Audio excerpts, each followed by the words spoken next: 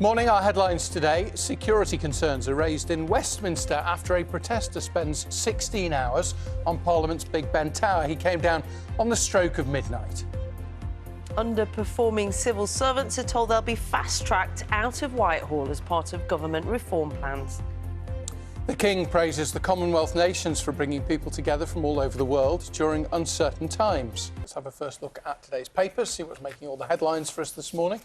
The Observer, first of all, reflects on the fallout from the COVID pandemic. According to the paper's own analysis, Britain has performed worse than most other developed nations in its response. Of course, we're marking the 5-year anniversary in this country today.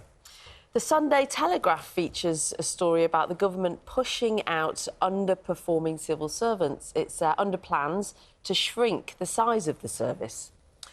The Sunday Express focuses on a story about asylum seekers and the cost of support schemes in the UK. The paper's own investigation found that the government and local councils spend more than £6 billion, or spent more than £6 billion over the last 5 years.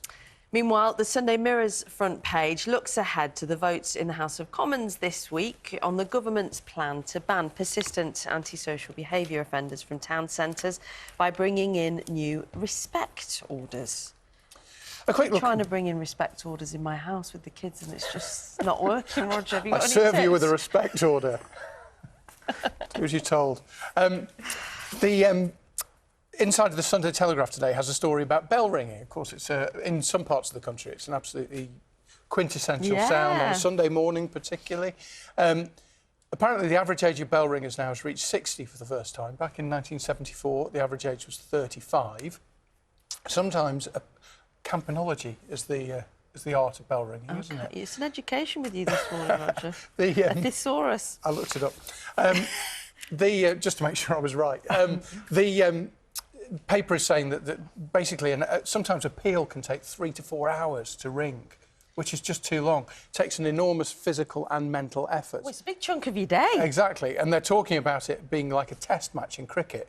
So now to attract younger bell ringers, they're talking about having 2020 style bell ringing. So anyway, we'll see what happens. And does that include jazzing up the actual tunes as well, do you Maybe. think? A Stormzy mix. Do you know, we were away for the weekend in Worcestershire and there was a sort of archetypal, rural Church of England church. And there was a sort of bellometer where they were raising money to rescue the original bell. And I thought, that is just a sort of very traditional English scene, isn't it? Yeah, British, absolutely. Perhaps, yeah.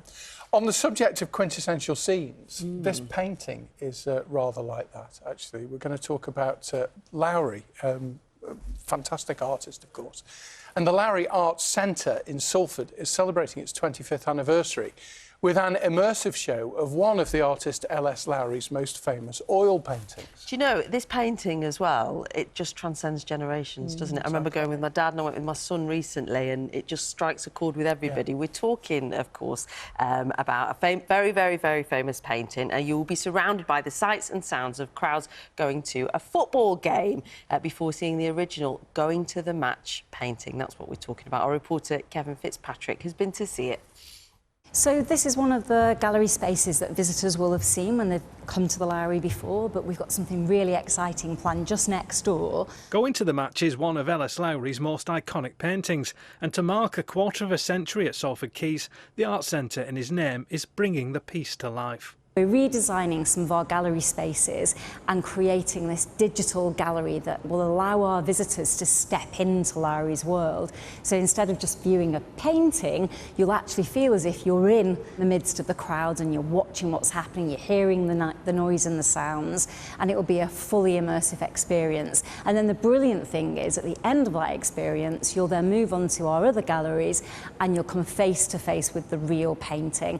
Who will be the next James Bond? Well, actor Pierce Brosnan says it's a given that the next 007 should be British. In an interview with the Sunday Telegraph, the former Bond star suggested British talent should be prioritised when the franchise's new owners, Amazon MGM Studios, make their decision. James Bond's never been played by an American and has only been played by non-British actors twice.